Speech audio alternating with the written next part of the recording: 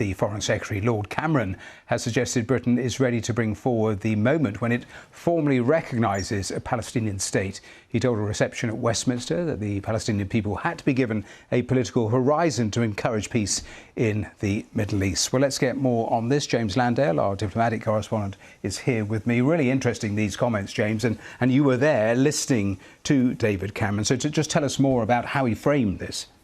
Essentially what he was saying is that something has to be done to start a political discussion. So not just the immediate short-term talks to try and end the fighting now, but actually something that can start unpicking a political process.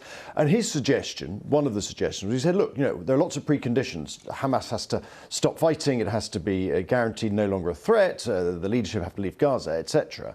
But he also said on the Palestinian side, some movement has to happen to try and give an incentive to Palestinians to engage in politics rather than fighting. And his idea was to say, look, why don't you have the recognition of a Palestinian state, not as the end outcome of long-term solution to the Middle East crisis, but something that would be part of the negotiation. So it's more immediate.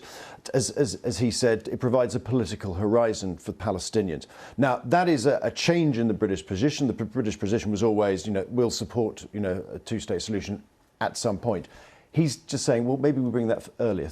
It's really interesting, and certainly the timing of it is also interesting. Would the UK consider doing this unilaterally? No. I mean, the Minister was asked about this in the House of Commons today. He made it very clear this is not something that's going to be done unilaterally as a straightforward, one-off thing. This is clearly something that Mr Cameron wants to do with allies.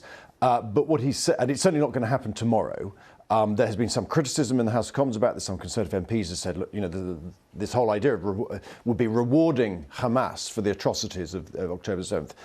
I think the government's position is this is not that. This is not anything immediate. It's just saying in the future, when those negotiations are potentially, if they happen, maybe you bring forward that process to give Palestinians some confidence that, in Mr Cameron's words, that there's irreversible progress to a two-state solution. And really briefly, I mean, you are talking about long-term because obviously in the immediate and the short-term, I mean, the number of obstacles to actually getting to that place are just enormous, aren't they? Enormous. There's very, very little trust. And that's why Mr Cameron is in the region again. His fourth trip since he's only been in post for 2.5 months.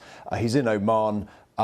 Just trying to keep everybody talking. For all the problems that are many, at least there are conversations going on at the moment.